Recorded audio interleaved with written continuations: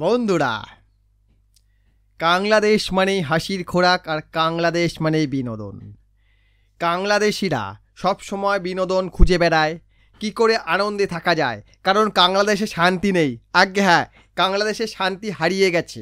কারণ আমরা সকলে জানি বাংলাদেশে কেন শান্তি হারিয়ে গেছে। কারণ বাংলাদেশে যতদিন এই মালটা বসে থাকবে ততদিন বাংলাদেশ শান্তি ফিরবে না। এটা বাংলাদেশিরা বোঝে না। বাংলাদেশের এক অংশ বুঝলো, বাকিটা বোঝে না, কারণ এটা পাগল। সম্প্রতি পেহেলগাঁওতে একটা অ্যাটাক করেছে পাকিস্তান। এই অ্যাটাকের পরে তারা ভেবেছিল ভারত সেই 9/11-এর মতোই তাদেরকে প্রমাণ দেবে, তাদের জাজ বলবে এগুলো বেকার জিনিস, ভারতের বানানো গল্পগুলো ফেলে দাও। তারা UN যাবে, তারা ইন্টারন্যাশনাল কোর্টে যাবে। এত কিছু করার পরে লাস্টে ভারত হাঁপিয়ে গিয়ে চুপচাপ বসে পড়বে, এটা ভেবেছিল পাকিস্তান। কিন্তু বর্তমানে ভারতের প্রধানমন্ত্রী সেনাকে বলেছে, দেখো সেনাবাহিনী, তোমরা যেখানে ইচ্ছা গুলি মারো, তোমরা মাথায় মারবে না নিচে মারবে, ওদের ঘুমিয়ে থাকা অবস্থায় মারবে নাকি বউয়ের সঙ্গে শুয়ে থাকা অবস্থায় মারবে, তোমাদের ব্যাপার, ও নিয়ে কিছু বলবো না, কিন্তু মারতে হবে। এটা যেই বলেছে, পাকিস্তান বর্তমানে আমেরিকার কাছে, UN-এর কাছে গিয়ে হাতে পায়ে ধরে বলছে, দেখুন আপনারা ভারতকে বুঝিয়ে একটু শান্ত করুন, কারণ ভারত বড্ড চটে আছে। আর আমরা কোথায় 12 নম্বরে, ভারত কোথায় 4 নম্বরে। এই যদি আমাকে অ্যাটাক করে, আমরা যতই নিউক্লিয়ার বলি না কেন, নিউক্লিয়ার তো মারতে আমরা পারবো না, কারণ নিউক্লিয়ার মারার মতো যে প্রোটোকল আছে সেই প্রোটোকলটা কমপ্লিট করতে করতেই ভারত আমাদের পেলে দিয়ে চলে যাবে। এটা জানে পাকিস্তানিরা, তাই তারা একদিকে UN-এ যাচ্ছে, আমেরিকার কাছে যাচ্ছে, গিয়ে বলছে দেখো একটু ভারতকে বুঝিয়ে শান্ত করুন, হলে আমাদের পেলে দেবে। অপরদিকে পাকিস্তানের কিছু অবৈধ সন্তান তারা কি করছে, ইন্টারনেটে ফেক নিউজ ছড়িয়ে বেড়াচ্ছে। কেমন, কদিন আগেই ভারতের 4টে রাফাল কাশ্মীর উপত্যকায় উড়ছিল। ওই সময় পাকিস্তানের জেব থান্ডার মানে চায়নার দেওয়া যুদ্ধ বিমান আকাশে উঠছিল, কিন্তু রাফাল দেখে পগার পার হয়ে গেছে। আর এটাকে তারা গুছিয়ে লিখেছে, আমাদের মানে পাকিস্তানের যুদ্ধ বিমান দেখে ভারতীয় রাফাল যুদ্ধ বিমান পালিয়ে গেছে। হ্যাঁ রে হনুমানের বাচ্চা, সরি শুয়োরের বাচ্চা, তোরা একটা কথা আমাকে বোঝা, রাফাল আর জেব থান্ডার এর মধ্যে কোনো কম্পেয়ার হয়? জেব থান্ডার চায়নার কাছে আউটডেটেড হয়ে গেছে, ওটা 3rd জেনারেশনের যুদ্ধ বিমান, ওটা আউটডেটেড হয়ে গেছে। তাই চায়না কী করেছে, তোদেরকে ধরিয়ে দিয়েছে।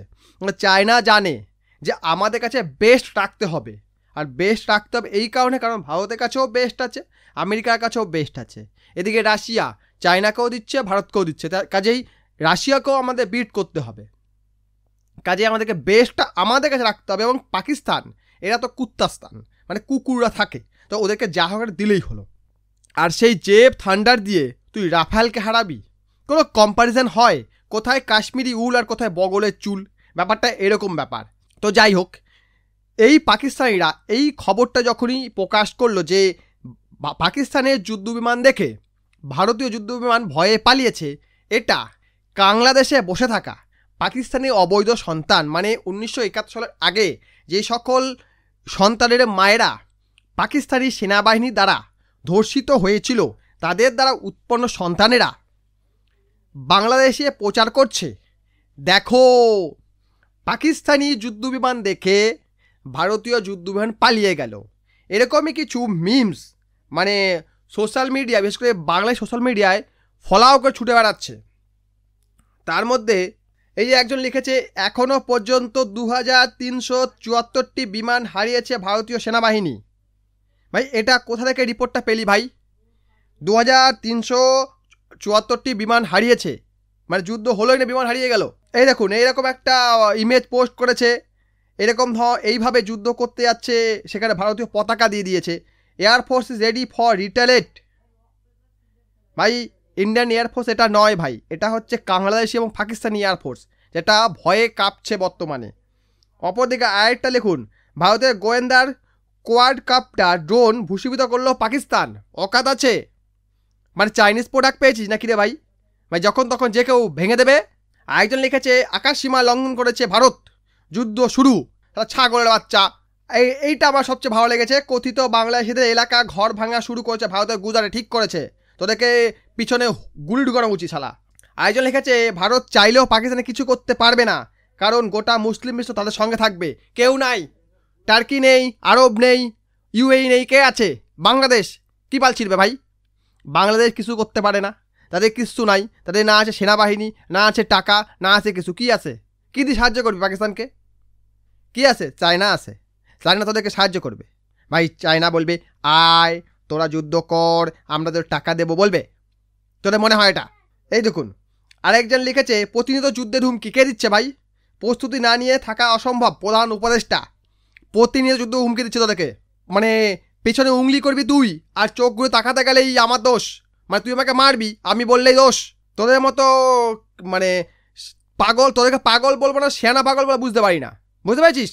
আর সবচেয়ে বেশি বিরক্ত লেগেছে এই বিমটা দেখে। দেখুন, বিজিবির হাতে পায়ে হচ্ছে বিএসএফ। একটা ঘটনা ঘটেছিল, ঠিক কোথায় আমার জানা নেই, কিন্তু একটা ভিডিও দেখলাম যেখানে বিএসএফের হাতে পায়ে হচ্ছে বিজিবি, কারণ বিজিবি ঢুকে গেছিলো ভারতীয় সীমানায়, সেখানে বিএসএফ যে আটক করেছে, সেখানে তাদের হাতে পায়ে ধরা শুরু করেছে। বিজিবি প্রাণে ভিক্ষা চাইছে, এটা ঘটেছে। কিন্তু এটাকে উল্টো করে প্রচার করা হচ্ছে যে বিজিবির হাতে পায়ে ধরেছে বিএসএফ। ভাই কেন ধরবে তাদের হাতে পায়ে?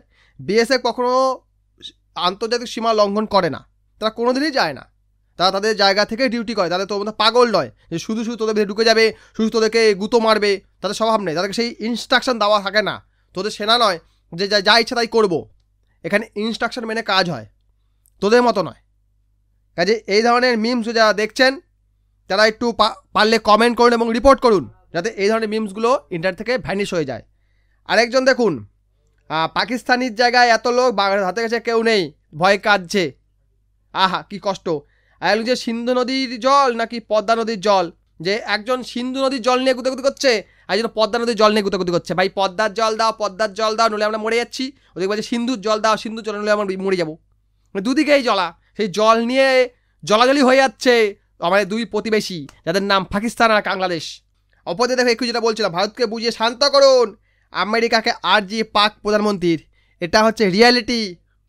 আর যেগুলো দেখালাম এতক্ষণ, ওগুলো হচ্ছে ওদের কি বলবো, জেগে জেগে স্বপ্ন দেখা যে একদিন এটাও হবে, বিজিবির হাতে পায়ে ধরবে বিএসএফ, আবার বাংলাদেশের কাছে ঋণ চাইবে ভারত, আচ্ছা পাকিস্তানের হাতে পায়ে ধরবে ভারত, যে তোমরা আমাকে মেরো না, আমাদের অস্ত্রশস্ত্র নেই, আমাদের নিউক্লিয়ার বোম নেই, আমাদের মিসাইল নেই, তোমরা মারলে আমরা মরে যাব, আমরা কিছু করতে পারবো না।